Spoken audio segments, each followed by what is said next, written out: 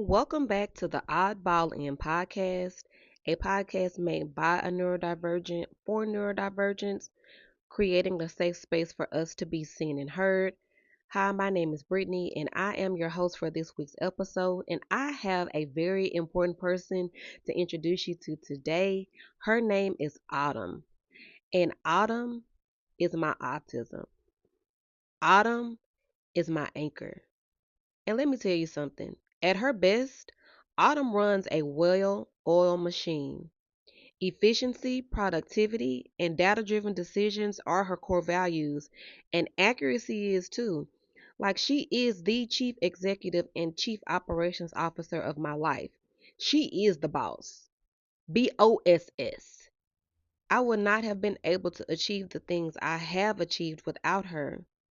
I would not be a college graduate without her. I would not have had the career success I've had thus far without her. And quite frankly, I wouldn't be able to survive day to day without her. She keeps my life and everything tied to it organized, both in my mental space and my physical environment. She is calling the shots, sure is. She's executing all of the logistical details and making the key decisions. Did I mention that she is the boss? But let me tell you, when she is stressed or dysregulated, she turns into a tyrannical. She becomes indignant and defensive and closed minded. And a lot of times, the cause of stress and dysregulation for her is when she gets stuck in these things I have coined as an autistic loop. And this is where that she is gripped into this synthesizing pattern where she's attempting to come up with a conclusion, but simply is not able to do so. She is literally synthesizing the same information over and over again, expecting a different result. And don't they call that insanity? And to be honest, that's exactly what it feels like. That is a feeling of manic when I've gotten stuck in these loops where I am ruminating over the same information over and over again, hoping to come to a different conclusion or a conclusion in general, and I'm just not able to do so. Now, I have over the years come up with these three things that I'm getting ready to share with you to break this mental loop. The first thing is accept I don't know. Number one, I accept I don't know as a decision, okay? Even if it's a temporary decision. With the I don't know, it's allowing my system to be open to other information and experiences that could help me to get to a decision other than I don't know. It also frees up that mental energy and space that I was using to get to a conclusion. The second thing is to accept that I have enough data to make a sound decision right now. And what breaks the loop in this instance is the action that I take when I make the decision. I'm going to allow myself to make the decision with the information that I have thus far. It might not be the perfect decision. I might not have every single detail that I could possibly have in order to make the right decision, but I'm going to make the best decision that I can right now, because what I am striving for these days, in the past, my default wanted to come up with the perfect solution. But now we just want to come up with the best solution that we can thus far and allow ourselves to improve and grow and to learn as we go along. Now, this last one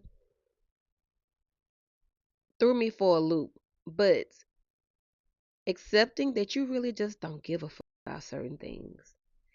And for me, I came to this conclusion about certain topics and situations where there were external things that was saying that I should care about this.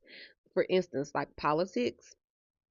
Um, and it's like, well, I care about politics. I care about participating in the political process, but not in the way that others may think that I should. I care just enough and I know enough to make an informed decision, that's in my best interest. But I'm not going to spend a whole lot of mental time and energy on politics. I'm not looking at political news. I'm not engaging in any passionate debates with anybody about anything considering politics because that's just not something that I care about that much. Okay.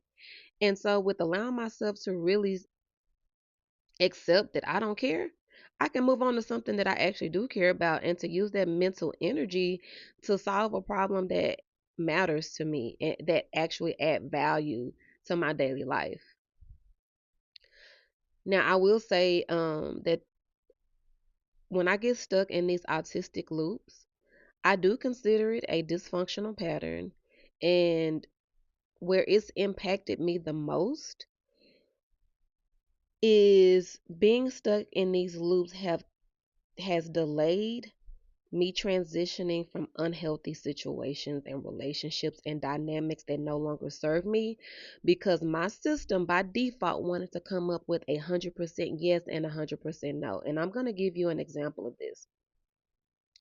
So say for instance, if I was there's a friendship where I'm thinking this might not be serving me in the way that I wanted to anymore, and I want to decide if I want to move forward with the friendship or, dissolve the friendship right now. And so, as my autistic mind, in her efficiency, she's going to go to that digital file and recall all of the information that we have on this friendship, right? And we're going to go through an analysis to see if we can come to a yes or a no. And my autistic system goes through this process and she comes up with a 75% yes. Now by default, my system at this point, because we are not at 100%, she now wants to go back and reanalyze the same information to see how close we can get to 100. Fast forward to today, I no longer do that. I allow myself, and if I had to give myself just one piece of advice when it comes to this autistic loop, I would tell myself to trust what I know and to trust myself. So in this instance, I trust the 75%. It is enough for me to move forward in confidence in myself to say, this relationship no longer serves me, and I will make the appropriate decisions to move forward with that, right? And that is something that I have to continually practice. But I do know that with moving forward with the best decision that I can make right now is going to save me a lot of heartache and pain. It's going to save me time and energy. And it's also going to allow space for me to be human and for me to experience life in the way for me to grow and learn. Okay. So let's get back off into, some of the specifics about Autumn. She is also my historian. I literally have journal. I have one diary that's from elementary school. I have kept journals and notebooks and planners from years ago. I have archived notes in my phone. I think the earliest note in my phone right now goes back to like 2017. I send emails to myself with what I call a data dump. And if it's something that's really bothering me or something that I just need to get out of my mind, I will write myself an email and send it to myself. And I keep it to, to go back and reference. And I can go back and reference it in the future, to kind of like see like what was my mindset. It's almost like a digital diary in a way. It is so funny to really deep dive into how my autism really guides my life and informs the way that I live.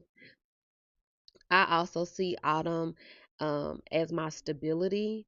She is my sense of reliability. She essentially is like the parent function of my life. And to be honest, I don't give her as much credit and shine as I should because quite frankly, she's taking care of all of the boring stuff day to day. She's keeping me on track for my deadlines and keeping me on the straight and narrow with the adulting tasks that I am responsible for. But I very well know that she is the anchor that keeps the ship from veering off the course of my journey. And I cannot say how much I appreciate her enough. Thank you, Autumn. As we get out of here for this week's episode, I want you to always remember that your autism doesn't make you other, it makes you human. Until next time, you take care.